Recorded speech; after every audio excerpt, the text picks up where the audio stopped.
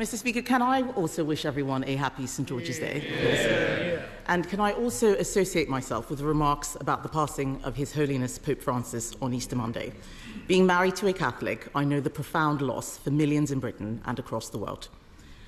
Mr. Speaker, does the Prime Minister now accept that when he said that it was the law that trans women were women, he was wrong? Well, Mr. Speaker, let me be clear. I welcome the Supreme Court ruling on this issue. It brings clarity and it will give confidence to women and, of course, to service providers. The Equality and Human Rights Commission will now issue updated guidance, and it's important that that happens and that all service providers then act accordingly. This government's approach and my approach has been as follows: to support and implement the Supreme Court ruling, and we will; to continue to protect single-sex spaces based on biological sex, and we will; but also to ensure that trans people are treated with respect, and we will; and to ensure that everybody is given dignity in their everyday lives. I do think this is the time now to lower the temperature, to move forward and to conduct this debate with the care and compassion that it deserves, and I think that should unite the whole House. Mr. Speaker, he can't bring himself to admit that he was wrong. That was the question. But he spoke about respect and dignity and compassion and lowering the temperature.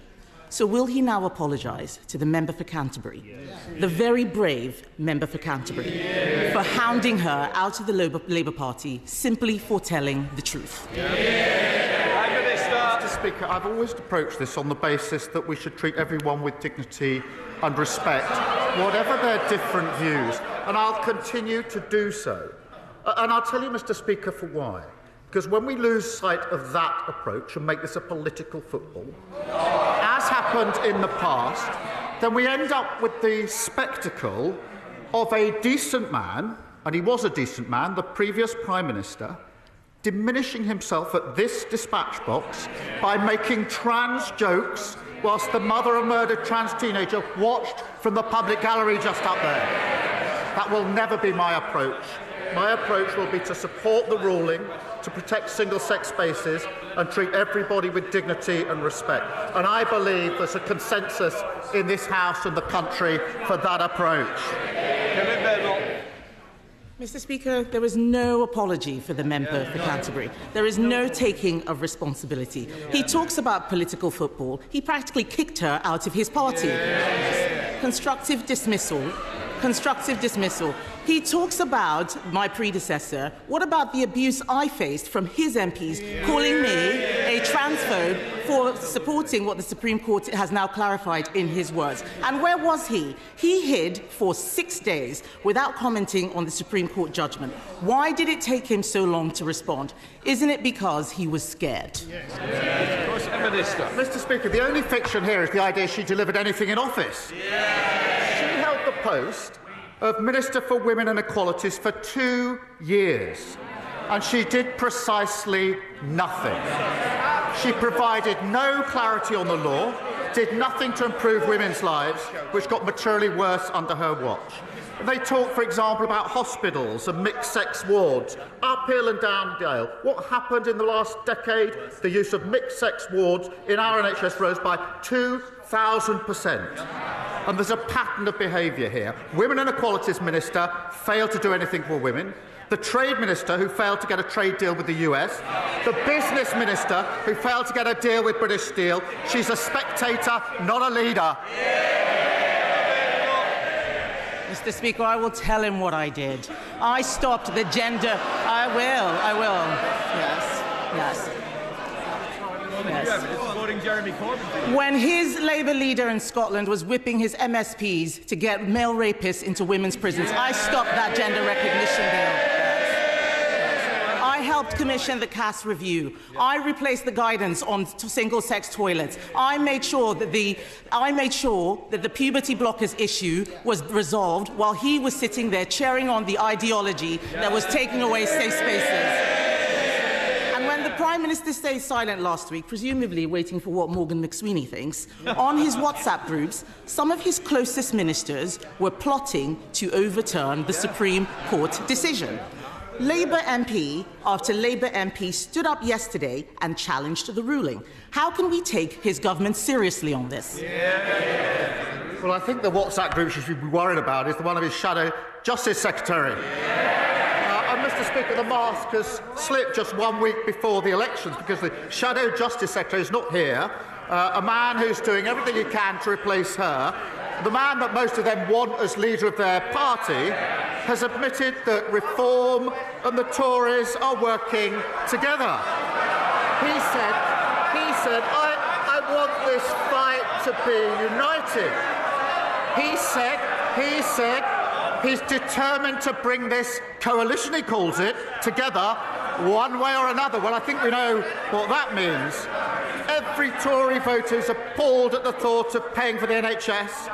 Every Reform voter who hates what the Tories did the last 14 years, they're not Conservatives, they're a con.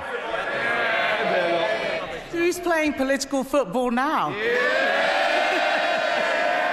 He's got no answers, Mr. Speaker. He's got no answers. Yesterday, Labour MP after Labour MP challenged the ruling. He should be more worried about his backbenchers than my frontbenchers. Labour ministers called the chair of the Equality and Human Rights Commission appalling. Baroness Faulkner's role is critical to enforcing the court's judgment. She has had to put up with relentless abuse, not just from his front bench, but from activists and ideologues. Reappointing her will be a clear sign that he is taking this issue seriously. So will he commit to reappointing Baroness Faulkner when her term expires this year? Mr. Speaker, I've always said the debate should be conducted properly on the principles of debate. I've said it many, many times. But I would remind the Leader of the Opposition that when they were in government, violence against women and girls reached record highs, rape prosecutions fell to record lows, and millions of women were left stuck on NHS waiting lists, unable to get the health care that they needed. Under this Labour government, NHS waiting lists down by more than 200,000, domestic abuse specialists in 999 control rooms. We've strengthened access to maternity pay, something she calls excessive. She talks about political footballs, but a coalition between Reform and the Tories being formed behind her back, we know what that means when the Shadow Justice Secretary and the member for Clacton cook up their joint manifesto. NHS charging a pro-Russia foreign policy, end to workers' rights.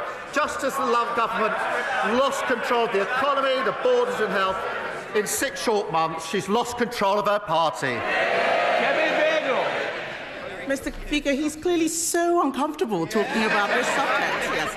This is a choice between a Conservative Party that stood up for common sense and a Labour Party that bent the knee to every passing fad. This is a question about moral courage, Mr. Speaker, about doing the right thing even when it is difficult. And the truth is, he doesn't have the balls.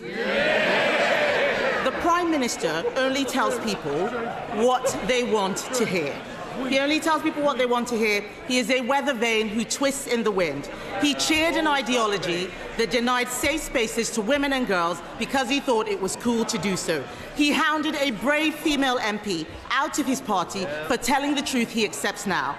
And now he is hiding behind the Supreme Court judgment. And isn't that because he doesn't know what he actually believes? I can only assume that sounded better when she did it in the mirror earlier on.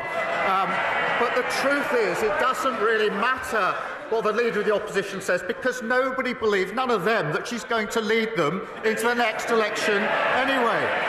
It's going to be the Shadow Justice Secretary. He's away plotting, that's why he's not here today, Mr. Speaker. And the member for Clacton fighting over the bones of the Tory party. And they think Reform are going to give them their votes without changing their policy. Absolutely no way. The member for Clacton's going to do what he always does, eat the Tory party for breakfast.